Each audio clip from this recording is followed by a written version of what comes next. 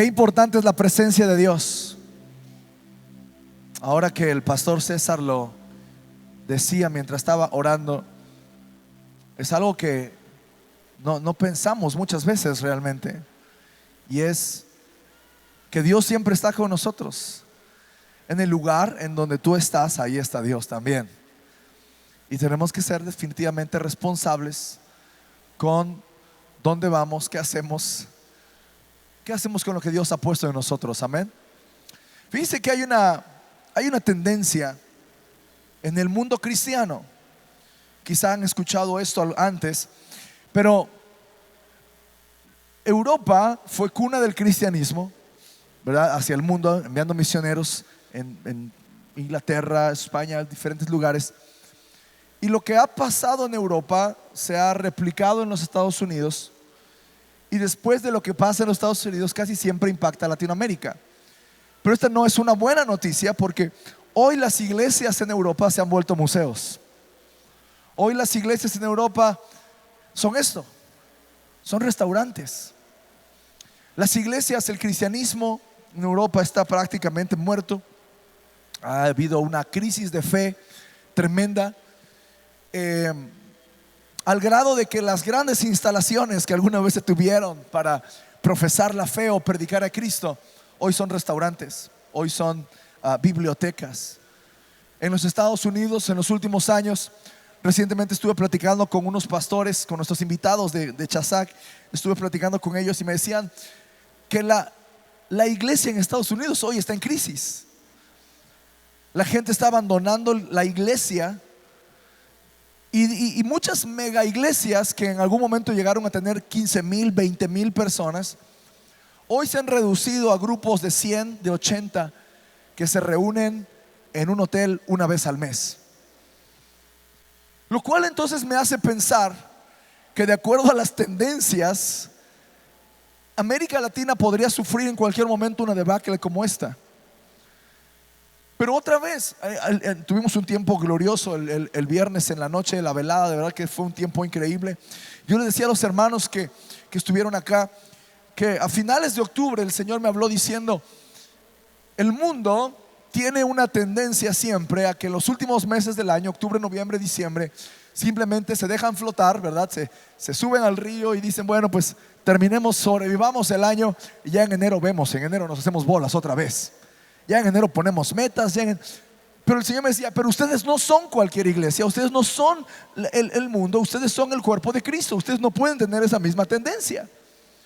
Y creo entonces, mi amado hermano, que si estamos viendo el riesgo de lugares como estos en el viejo continente, y estamos viendo tendencias en los Estados Unidos de la gente abandonando la iglesia, y de reducción de iglesias a 40, 50 personas, una reunión de 1 hora al mes, mi amado hermano, tú y yo tenemos que tener alerta y seguir buscando con fervor la presencia de Dios. Tú y yo no podemos abandonar la fe, no podemos apartar nuestros pies de la casa de Dios. Y entonces yo pensé, ¿cómo podemos hacerlo? ¿Qué es lo que Dios quiere de nosotros? Y durante las últimas semanas hemos venido hablando de la presencia del Espíritu Santo. Y mi amado hermano, déjame decirte, la presencia de Dios es todavía la clave del éxito para la iglesia. La presencia de Dios hasta el día de hoy es lo que marca la diferencia entre cualquier grupo y la iglesia. Nosotros no estamos buscando menos tiempo en la casa de Dios, estamos buscando tener más tiempo en la casa de Dios. ¿Por qué? Porque hay un hambre por la presencia de Dios. Hay un hambre, y más bien estábamos diciendo, ¿no? Necesitamos regresar a tener un solo culto para no tener el límite del tiempo y seguirnos derecho, y poder tener más alabanza, y poder tener más ministración, y poder tener más tiempo de lectura de la palabra del Señor. Amado, tú y yo sabemos y entendemos que la presencia de Dios es el secreto para el crecimiento de la iglesia. La presencia de Dios sostiene y mantiene viva a la iglesia. La presencia de Dios es la clave del éxito para la iglesia. Mire, lo que hizo distinguir a otras naciones de Israel fue la presencia de Dios, fue la presencia visible de Dios. ¿Por qué? Porque estoy seguro que en las naciones se hablaba de un pueblo que caminaba por el desierto, que eran millones, pero había una nube cubriéndolos de día y había una columna de fuego cubriéndolos de noche. Ahora, yo no sé cómo se lo imagina usted, mi amado hermano, pero no eran 20 personas, eran cerca de 3 millones de personas que caminaron en el desierto. ¿De qué tamaño tenía que ser esa nube? ¿De qué tamaño tenía que ser esa columna de fuego para mantener calientitos durante la noche al pueblo de Israel? Así que lo que hizo distinguir a otras naciones de Israel fue la presencia visible de Dios con ellos. Israel era una nación que estaba cubierta por la presencia manifiesta de Dios. Moisés mismo en Deuteronomio 4 dice: porque qué nación grande hay que tenga dioses tan cercanos a ellos como lo está Jehová de nosotros. Y esa es una palabra que tú y yo podemos decir. ¿Qué grupo de personas, qué nación, qué grupo puede decir: yo tengo a Dios tan cercano que vive en mí? No solamente está conmigo, está en mí, obra a través de mí, se mueve a través de mí, habita mi corazón. De esa misma manera la iglesia debe ser el lugar donde la presencia de Dios se manifieste. Jesús indicó su deseo de estar en medio de nosotros en Mateo capítulo 18 versículo 20. Él dijo: si 2 o 3 se ponen de acuerdo, ahí voy a estar yo, ¿sí? Si lo que pidan al Padre, Dios lo va a escuchar. Y donde haya 2 o 3 reunidos en mi nombre, ahí voy a estar yo en medio de ellos. Así que hay una promesa de Dios, hay un deseo de Dios de estar cercano a ti, de estar cerca de nosotros. Cuando nos reunimos, aquí vemos más de 2 o 3 que estamos en el nombre del Señor. Eso quiere decir que la presencia de Dios está en medio de nosotros esta mañana, que Dios está en este lugar. Mire, en las zonas hemos estudiado la doctrina de Dios. La gran mayoría ya pasó por ahí hablando de los atributos del Señor. Y uno de los atributos del Señor es la omnipresencia de Dios. La omnipresencia de Dios quiere decir que Él está en todo lugar. Muy fácil de comprender el asunto, y más o menos, si ya nos podemos masticarle, puede ser que por ahí nos saque 2 o 3 chispas en la cabeza el asunto. ¿Por qué? Porque uno de los primeros atributos que se hablan acerca de Dios es su inmensidad. Y la inmensidad de Dios quiere decir que Él es tan grande que nada lo puede contener. Ahora, podemos pensar en la grandeza de la tierra, del universo, de las galaxias, del mismo universo que sigue expandiéndose, y aún así no se puede comparar con la presencia de Dios. ¿Por qué? Porque el universo con todo su tamaño, en los planetas con todos sus tamaños, con todo lo que podemos y aún lo que el hombre no sabe, existe dentro de Dios. Dios no existe dentro del universo, el universo existe dentro de Dios. Él lo creó, el universo es algo creado. Así que Dios no está limitado ni siquiera por el tamaño del universo. Así que si yo me muevo para acá, aquí está Dios. Si yo corro para acá, aquí está Dios. Si yo me muevo de este lado, aquí está Dios. En aquella sección, ahí está Dios. Y los que están viendo a través del internet, ahí está Dios también. Amén. Ahí está Dios, Él es omnipresente. De hecho, el Salmo 139 en la Nueva Traducción Viviente lo dice así: jamás podría escaparme de tu espíritu, jamás podría huir de tu presencia. Si subo al cielo, ahí estás tú. Si desciendo a la tumba, ahí estás tú. Si cabalgo sobre las alas de la mañana, si habito junto a los océanos más lejanos, aún allí me guiará tu mano y me sostendrá tu fuerza. Podría pedirle a la oscuridad que me ocultara y a la luz que me rodea que se conviertan en noche, pero ni siquiera en la oscuridad puedo esconderme de ti, porque para ti la noche es tan brillante como el día, y la oscuridad y la luz son lo mismo para ti. Esta verdad es innegable.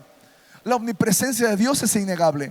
Pero hay que entender, mi amado hermano, que Dios está en todo lugar, pero al mismo tiempo hay veces que Dios manifiesta su presencia de una forma real y poderosa.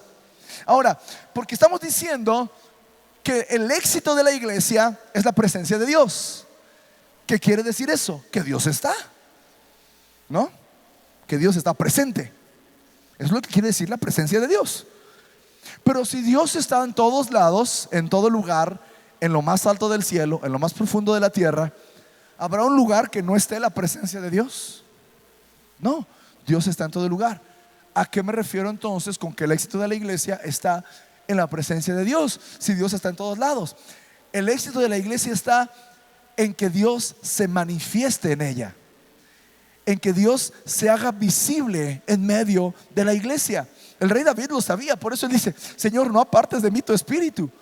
O sea, aunque Dios no estuviera con David, David estaba en Dios, porque él no puede escaparse de su presencia. Pero hay una manifestación de su presencia que es necesario que veamos en nuestros días. Tenemos que entender que desde el principio de los tiempos Dios ha querido una relación. Una relación. Por eso nosotros decimos, ¿verdad? Es como un dicho cristiano, que el cristianismo no es una religión, sino una relación con Dios. ¿Por qué? Porque es lo que Dios quiere. Cuando Dios dijo en el sexto día: hagamos al hombre a nuestra imagen y semejanza, y que esté con nosotros. Ese fue el plan de Dios. Hagamos al hombre a nuestra imagen y semejanza. Vemos que Dios siempre ha querido habitar entre su pueblo. En el jardín vemos en Génesis a Dios caminando en el jardín. Cuando el hombre peca, cuando el hombre cae, dice que el hombre escuchó a Dios que estaba caminando en el jardín y se escondió porque había pecado. Pero quiere decir que desde el principio no sabemos cuánto tiempo pasó entre la creación y la caída. No tenemos registro de ello en la palabra de Dios. No sabemos si pasaron años o cuánto tiempo habrá pasado. Pero lo que sí sabemos es que el hombre podía escuchar que Dios estaba en el jardín. El hombre podía escuchar que Dios estaba presente, que Dios estaba caminando. Así que sí, Dios está en todo tiempo, en todo lugar, en todo momento, pero hay una presencia manifiesta de Dios. Desde el jardín el hombre sabía que Dios estaba caminando en el jardín y se escondió. Después de eso, después de la caída, Dios se manifiesta a través de altares que se construían, ¿no? Altares de piedra. En los sacrificios habla con Abraham en los altares, ¿verdad? Ven, ofréceme a tu hijo. Habla con diferentes patriarcas a través de altares. Habla con Jacob en los sueños. Dios se manifiesta con ellos. Después llega el tiempo de Moisés y Dios empieza a habitar en un tabernáculo, ¿sí? Hay tres tabernáculos: el tabernáculo de Moisés, el tabernáculo de David y finalmente el templo de Salomón. Dios mismo en Crónicas 17 dice que habitó de campamento en campamento y de tienda en tienda. Así que finalmente con Moisés Israel se forma como una nación y Dios fue más específico con su deseo. Dios hablando dice ahí en Éxodo capítulo 25 versículo 8: y harán un santuario para mí y habitaré en medio de ellos. Así que era un deseo de Dios el habitar en medio de su pueblo. Desde el principio, desde el Génesis, Dios ya había hablado acerca de su presencia manifiesta con el hombre. En el jardín del Edén, a través de los altares, Abraham levanta un altar, Dios se aparece y empiezan a hablar. Hay una relación. Después con Moisés y finalmente Dios en Éxodo dice: este es mi plan. Yo quiero que hagan un santuario y yo voy a habitar en medio de ustedes. Muchos años después viene Jesús. Y Jesús, cuando Él vino, Él se hizo carne y dice: y habitó entre nosotros. Dice el Juan capítulo 1. Jesús se hizo carne y habitó entre nosotros. Hizo su habitación entre nosotros. Ahora, Él mismo, Jesús mismo, se hace como una especie de templo para nosotros. Cuando Él está allá volteando las mesas de los cambistas y es enfrentado por los fariseos, ¿qué dice Jesús? Derriben este templo y en 3 días lo levanto. Y Juan por ahí después escribe y dice: no estaba hablando del templo físico, estaba hablando de Él, estaba hablando de su cuerpo, porque Él era el templo de Dios en medio de nosotros. Pero Jesús no se queda ahí, no se queda como el templo, sino que Él vino para construir otra casa, para construir otro templo, la casa del nuevo pacto, que somos tú y yo. Tú y yo somos la casa de Dios. Este lugar físico se convierte en la casa de Dios cuando sus hijos están aquí. Amén. Cuando usted se va, Dios no se queda aquí encerradito. Dios no se queda guardado aquí. No tenemos que pasar y voltear a ver si Dios nos saluda en las mañanas. No, Dios está contigo, Dios está en ti. Y cuando sus hijos entran a este lugar, su presencia manifiesta, entra a este lugar junto con nosotros. Así que Jesús vino para construir otra casa, esta casa del nuevo pacto que es la iglesia. La iglesia es la habitación de Dios. Él habita en las alabanzas de su pueblo. Pedro dice que tú y yo somos piedras vivas que formamos el templo de Dios. Y una vez más, Él muestra su deseo de estar entre nosotros. Otra vez, Mateo 18:20 dice: porque donde están 2 o 3 congregados en mi nombre, allí en medio estoy yo con ellos. Y Mateo 28, versículo 20, la segunda parte, dice: he aquí yo estoy con vosotros todos los días hasta el fin del mundo. Así que hay un deseo de Dios por habitar entre nosotros.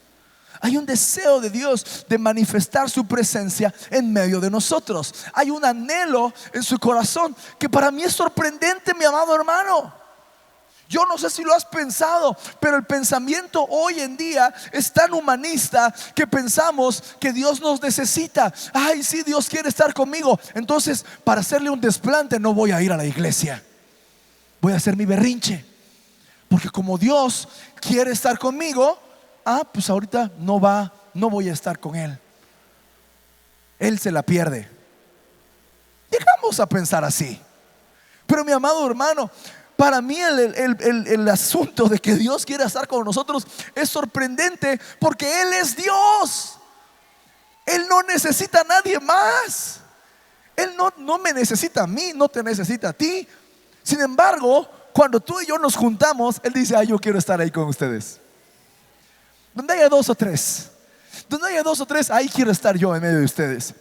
Y todavía Jesús, antes de ascender a los cielos, dicen: yo voy a estar con ustedes todos los días hasta el fin del mundo.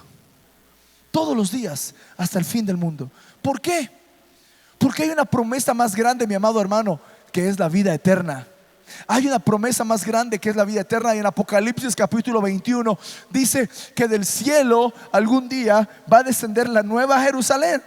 Así que todavía este templo que estamos aquí, esta iglesia, esta ciudad en la fe que estamos reunidos aquí esta mañana, no es la manifestación final de la iglesia, no es el templo final. Dice la palabra de Dios en Apocalipsis capítulo 21 versículo 3: y oí una gran voz del cielo que decía: he aquí el tabernáculo de Dios con los hombres, y Él morará con ellos, y ellos serán su pueblo, y Dios mismo estará con ellos como su Dios. Cuando usted lee versículos 1 y 2, se da cuenta que es el fin. Ya se acabó. Jesucristo venció. Viene la nueva Jerusalén. Hay un cielo nuevo, una tierra nueva. Y en ese cielo nuevo y en esa tierra nueva hay una ciudad nueva. Hay un tabernáculo que será finalmente el tabernáculo eterno, donde Dios habitará en medio de nosotros. Así que Dios quiere habitar en medio de nosotros. Nosotros debemos escuchar su voz, obedecerle y buscarle según su voluntad.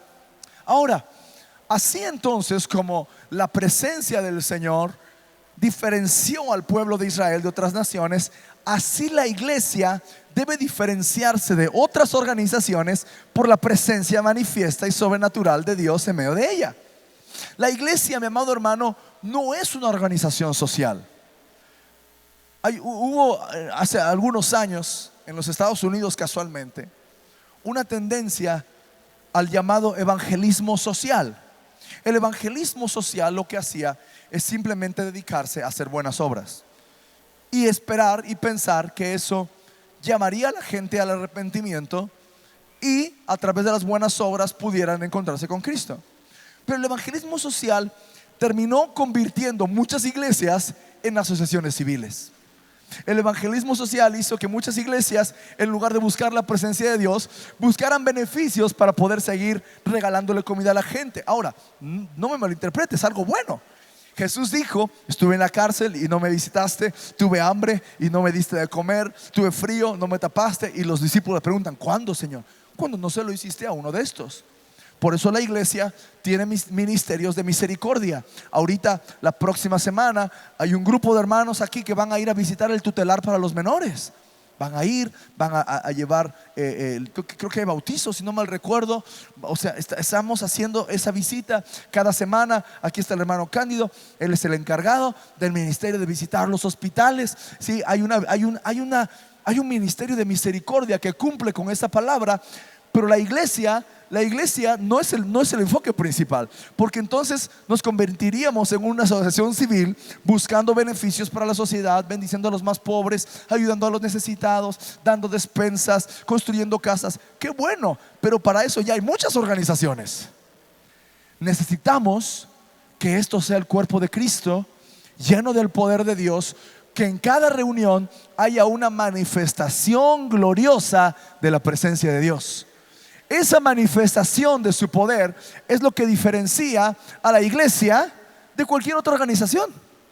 Porque la iglesia sigue bendiciendo al pobre, la iglesia sigue visitando los hospitales, la iglesia sigue yendo a las prisiones, la iglesia sigue ayudando a los ancianos, tiene su parte social, pero lo que la hace la iglesia no es la ayuda social, sino la presencia manifiesta de Dios cada vez que tú y yo nos reunimos en este lugar. Hay milagros, hay sanidades, hay provisión milagrosa. Es la presencia de Dios lo que hace la diferencia. Es el templo del Dios vivo. Es el lugar donde Dios habita. Esta es la casa de Dios. Cuando el pueblo de Dios se reúne en un lugar, hace una habitación para Dios mediante el Espíritu. Y es en ese lugar donde la presencia de Dios se puede hacer manifiesta al pueblo. Es en un lugar como este, cuando el pueblo se reúne, donde Dios se presenta y ministra a su pueblo en maneras que no podemos hacerlo personalmente tú y yo. Mi amado hermano, tienes que pensar esto. Por ejemplo, tenemos servicio de consejería, ¿no? En la iglesia. Hay hermanos que vienen y nos cuentan sus problemas, y nosotros, basados en la palabra de Dios y en oración, les ayudamos a tratar de resolver sus problemas. Pero ¿sabe qué? Jesús puede romper este problema de una sola vez. ¿Cómo es que podemos tener tantas personas con un pasado tan oscuro? Porque las hay. Y los vemos y están sirviendo al Señor. Ahorita durante Chazac tuvimos aquí a 3 pastores. Y cuando ustedes escuchan su testimonio dicen: híjole, qué fuerte. Pero es por la presencia de Dios en sus vidas que cadenas de alcoholismo, narcotráfico, drogadicción, violencia o cualquier otra cosa que hoy consideramos muy grave puede romperse. Pero hay cosas menos graves para el concepto general, pero el que lo sufre, lo está sufriendo: depresión, ansiedad, pensamientos de suicidio, problemas matrimoniales, problemas en las familias, cualquier tipo de problema, mi amado hermano. Jesucristo es la solución. Y podemos darte todos los consejos del mundo, pero si tú tienes un encuentro con Cristo, tu vida va a cambiar. ¿Por qué? Porque es en la presencia manifiesta de Dios lo que marca la diferencia en la vida de una persona. No es su conocimiento, no es su estatus social, no es una jerarquía dentro de la iglesia. Es la presencia de Dios manifiesta en la vida de una persona lo que va a transformar su vida. Así que es en un lugar como este donde Dios se manifiesta en maneras y nos ministra en maneras en las que no podemos ministrarnos entre nosotros. Yo puedo servirte de una manera, yo puedo ayudarte de una manera, pero es en el momento como esto donde Cristo se revela a nosotros. Como lo cantábamos hace unos momentos: yo quiero conocer a Jesús. Yo quiero conocer a Jesús, quiero conocerlo más. Quiero conocerlo más y más y más y más y más. ¿Cuándo lo voy a terminar de conocer? Nunca. Él es eterno. Y aunque yo pase una eternidad con Él, Él me lleva una eternidad de ventaja. Pero yo quiero conocerlo. Yo quiero conocerlo más. Cuando venimos al culto, no venimos nada más a escuchar las alabanzas, no venimos a entretenernos, no venimos a vernos con amigos, aunque cada una de las áreas que acabo de mencionar son importantes para el crecimiento y el desarrollo de la iglesia y tienen su valor. Mi amado hermano, tú y yo vinimos esta mañana a encontrarnos con Cristo.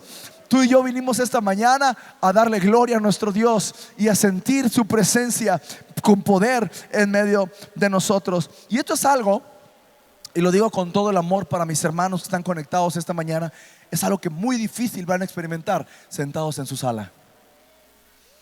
Usted tiene que estar aquí. Usted tiene que estar en la casa de Dios. Entiendo que hay situaciones. Mi hermano vivió en Durango por muchos meses, cerca de un año. Y nosotros somos una iglesia que cree en la unidad del cuerpo de Cristo. Y a pesar de que no hay un centro cristiano en Durango, él buscó una iglesia cristiana y se empezó a congregar allá. Pero él se conectaba al culto a las 8:30. Estaba en el culto aquí y ya luego se llevó otro culto allá. ¿Por qué? Porque a pesar de que te puedas conectar y puedas estar al pendiente y puedas escuchar la predicación y puedas escuchar las canciones. ¿Qué fue lo que pasó? ¿Qué fue el fenómeno que vimos en la pandemia? Que de repente estaba el culto puesto y todo el mundo estaba desayunando en la sala, la hermana estaba cocinando, mientras estaba la alabanza allá atrás, había alguien cocinando, había alguien sirviendo la mesa, había alguien poniendo los platos mientras estaba la predicación. ¿Por qué? Porque no es el lugar adecuado. Por eso hay templos para poder encontrarnos. Ahora, ¿Dios estaba ahí? Sí, sí estaba ahí.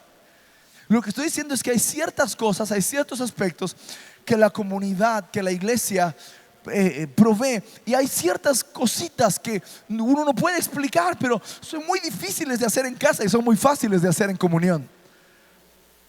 Si usted ora cada mañana, usted sabe que orar solo puede volverse difícil a veces. Pero cuando está la comunión, cuando yo escucho el clamor, hoy estaba viendo a los niños clamar aquí enfrente, Señor, Señor, eso me motiva. Entonces yo digo, yo no puedo dejar que este niño clame más fuerte que yo, voy a clamar más fuerte todavía, ¿verdad? Y entonces es un reto para mí, reta mi fe. Cuando yo los veo danzar, cuando yo estoy aquí en la alabanza, en la adoración, nos sentimos listos para danzar, para alabar a Dios. ¿Por qué? Porque es la comunión, es lo hermoso de la iglesia. Así que es difícil a través de una pantalla, pero es necesario que entonces tengamos ese entendimiento de que lo que hemos venido a hacer es encontrarnos con Dios. Así que podríamos hacer esta declaración que suena lógica, pero por ahí dice un dicho que el problema con el sentido común es que no es tan común como pensamos. Y es esta frase: el aspecto más importante de la casa de Dios es su presencia manifiesta. El aspecto más importante de la casa de Dios es su presencia manifiesta. Porque podemos estar, pero yo siempre digo, Señor, una cosa es que tú estés y otra cosa es que muestres que estás. Yo quiero que muestres que estás.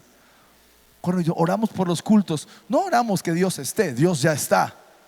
Oramos que Dios se muestre, oramos que Dios actúe, que Dios se levante y que sus enemigos huyan, que Dios muestre su poder en medio de nosotros.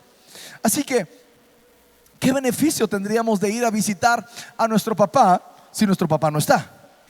Es exactamente lo mismo para la iglesia. Podemos venir cada 8 días y aquí vamos a estar los hermanos, pero ¿qué beneficio tendríamos si no está nuestro papá? Así que, viéndolo de esa manera, lo más importante en la iglesia es la presencia manifiesta de Dios. ¿Por qué? Porque entonces podríamos reunirnos aquí, podríamos reunirnos en la cancha, podríamos rentar el estadio, podríamos irnos al Zócalo, podríamos irnos a una explanada, podríamos subir al monte, y mientras estemos juntos, ahí está Dios. Entonces no importa el lugar, importa que el papá esté. Si venimos a la casa de Dios, no venimos a pasarla bien nada más. La pasamos bien, claro, pero importa que el papá esté en la casa. Las estacas son importantes para mantenernos en forma y función, pero acuérdense que empezamos el año diciendo que hay 2 elementos que son fundamentales: la palabra y el poder. Pero la principal piedra del ángulo es Jesucristo. Y el fundamento de apóstoles y profetas está construido sobre Jesucristo. Cuando tenemos una revelación de la presencia de Dios y su bendición en nuestras vidas, entonces nuestra oración se vuelve como la hacía David: Señor, una cosa he demandado y esta buscaré, que yo esté en la casa de Jehová todos los días de mi vida, para contemplar su hermosura y para inquirir en su templo. Así que no por nada David era un hombre llamado al corazón de Dios. Él tenía una pasión por estar en su presencia. Moisés mismo entendió el valor de la presencia de Dios. En Éxodo 33, para mí es uno de los pasajes más importantes, más impactantes que hay en la palabra en cuanto al amor y al entendimiento y a la revelación de la presencia de Dios. ¿Por qué? Porque Dios llama a Moisés en el monte, le dice: ve, libera a mi pueblo, y tráelos a esta tierra, tráelos a la tierra prometida. Para Moisés el entrar en la tierra prometida era lo más importante, era su llamado, era su propósito, era la razón por la cual vivía. Así que fue, se peleó con el faraón, vinieron las plagas, estaba que lo mataban y no lo mataban, que lo querían y no lo querían. Después finalmente el pueblo sale en libertad después de la última plaga, empiezan a caminar por el desierto y empiezan a hablar mal de Moisés y se le empiezan a rebelar, y ya hicieron el becerro de oro, y Moisés sube y baja de la montaña y recibe las instrucciones del Señor, crean el tabernáculo, todo con llegar a la tierra prometida. Vamos a la tierra prometida, vamos a luchar. Hay una rebelión otra vez, ahora se abrió la tierra y se tragó a otros, ahora vino el fuego y se consumió a otros. Siempre todo lo que estaba alrededor de la vida de Moisés tenía un solo propósito, que era entrar en la tierra prometida. ¿Está de acuerdo conmigo? Ok.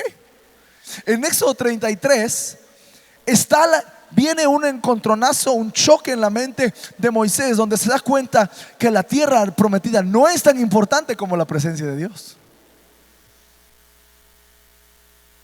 Dios le dice a Moisés: mira, Moisés, ya me cansé de este pueblo rebelde. Yo les prometí que les iba a dar una tierra, se las voy a dar. Voy a enviar a mi ángel, él va a pelear con ustedes, él les va a abrir camino, pero ya no cuenten conmigo. ¿Y qué dice Moisés? Si tú no vas con nosotros, no nos saques de aquí.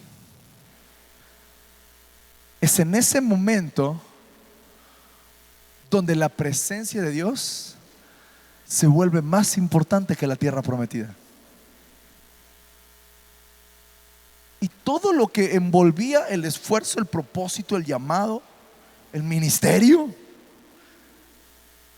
no es más importante que la presencia de Dios en tu vida. El cumplir un llamado, el cumplir el ministerio es importante, claro. No es más importante que la presencia de Dios en tu vida. La obra social de la iglesia, lo que hacemos, ¿es importante? Sí, pero no es más importante que la presencia de Dios en este lugar. El esfuerzo que hacemos día y noche por todo lo que hace la iglesia es importante, claro, pero no es más importante que la presencia de Dios en nuestras vidas. Porque tenemos que entender, mi amado hermano, que la tierra prometida, tus promesas, tus metas, tus propósitos en esta tierra son terrenales, pero la presencia de Dios en tu vida es eterna. Es la presencia de Dios que va contigo. Y Dios te puede decir: mira, yo te prometí que te iba a dar un negocio, te lo voy a dar, pero hasta aquí llegamos tú y yo. Va a ir mi ángel, va a pelear contigo, vas a vencer todo obstáculo, vas a tener un negocio próspero, vas a tener, porque yo lo dije y lo voy a cumplir, pero no cuentes conmigo. No, sabes que Dios no. Si tu presencia no ha de ir conmigo, no nos saques de aquí. Si tu presencia no va con nosotros, no nos saques de aquí. Amados, nosotros mismos no hemos logrado dimensionar la importancia de la presencia de Dios en nuestras vidas. La presencia manifiesta de Dios en nuestras vidas debe ser lo más importante para ti y para mí. Mira, yo no me quiero levantar y nada más saber que tú estás, porque tú estás de por sí. Pero, Señor, yo quiero sentir que cada día no solo tú estás conmigo, sino que tú estás obrando en mí, que tu poder se está manifestando en mi vida. Y amados hermanos, entendamos entonces también que la presencia de Dios en nosotros tiene un efecto.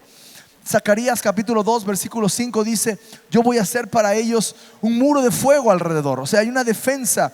Dice también en Éxodo 33 versículo 14: y su presencia irá contigo y te daré descanso. Hay un descanso en la presencia del Señor. Isaías 33:3 dice: hiciste maravillas asombrosas cuando descendiste, y ante tu presencia temblaron las montañas. Así que su presencia también vence obstáculos en nuestras vidas. Su presencia trae un refrescamiento. Hechos 3:19 dice: así que arrepentidos y convertidos, para que sean borrados vuestros pecados y para que vengan de la presencia del Señor tiempos de refrigerio. La presencia del Señor hace que nuestros enemigos tiemblen. Salmo 9:3 dice: mis enemigos volvieron atrás, cayeron y perecieron delante de ti. Así que, mi amado hermano, la presencia del Señor es el secreto de la fortaleza de la iglesia. Si tú y yo vamos a edificar una iglesia, una congregación que sea fuerte, entonces necesitamos desesperadamente buscar la presencia manifiesta de Dios en medio de nosotros. La iglesia local es la casa de Dios, y si Él no está presente, mi amado hermano, déjame decirte, esta misma casa podría convertirse en un museo algún día. Por eso tú y yo vamos a insistir y vamos a buscar la presencia de Dios. Amén. Cierre sus ojos, por favor, y vamos a orar. Vamos a orar. Ahí diga: Señor, yo no quiero, Señor, nada más venir y pasar un buen tiempo. Señor, yo anhelo, Señor, tu presencia manifiesta en mi vida. Anhelo tu presencia manifiesta en mi vida. Cada quien empieza a orar y diga: Dios, no nos dejes en emociones, no nos dejes en buenos ratos. Queremos la presencia de Dios manifiesta en medio de nosotros. No queremos convertirnos en un museo, ni en una cafetería, ni en una biblioteca. Queremos ser el centro de avivamiento para toda América Latina, para los Estados Unidos, para Europa, para África, para Asia, Oceanía, para cada continente, para cada isla, para cada nación, para cada estado, para cada municipio. Señor, que el fuego arda en nuestros corazones. Manifiesta tu presencia, Señor. Manifiesta tu presencia. Llénanos de ti, Jesús. Llénanos de ti, Jesús. Cada quien esté orando, Señor, digan: Señor, manifiéstate en mí. Y mientras estamos orando, yo quiero hablar a las personas que hoy vienen por primera vez, o han venido varias veces pero no han tenido un encuentro con Cristo Jesús. Yo quiero invitarte esta mañana a que le entregues tu vida a Cristo, que le entregues tu corazón a Jesús, que te arrepientas de tus pecados y le entregues tu vida a Cristo. La palabra del Señor enseña que la paga del pecado es muerte, pero que la dádiva de Dios es vida eterna en Cristo Jesús, Señor nuestro. Por eso, mi amado amigo, si tú estás aquí en esta mañana, viniste por primera vez, o no has entregado tu corazón a Jesús, entonces por favor, haz esta oración conmigo y entrégale tu vida a Cristo. Empieza una vida nueva en Él. Hagan esta oración conmigo. Digan: Señor Jesús, esta mañana te doy gracias por amarnos. Gracias por haber dado tu vida por mí. Señor Jesús, te entrego mi vida. Entra en mi corazón, perdona mis pecados y dame vida eterna. En el nombre de Jesús, amén. Si alguien hizo esta oración esta mañana por primera vez, levante su mano. Me gustaría orar por ustedes. Padre, en el nombre de Jesús, Señor, en esta hora venimos a darte gracias, Señor. Gracias por la salvación. Gracias por la vida eterna. Señor, oramos, Dios, en esta hora que tu presencia, Señor, esté sobre ellos, que puedan sentir tu amor, que puedan sentir tu gracia, que puedan sentir tu misericordia, que puedan saber, Señor, que tú estás con ellos, Señor. Oro, Padre, que toda cadena, Señor, de aflicción se rompa y que traigas libertad a sus vidas, Señor. Manifiéstate en ellos, Señor, en esta mañana. Te damos gracias, Señor, los consagramos a ti en el nombre de Cristo Jesús. Amén. Amén. Denles un aplauso de bienvenida, por favor.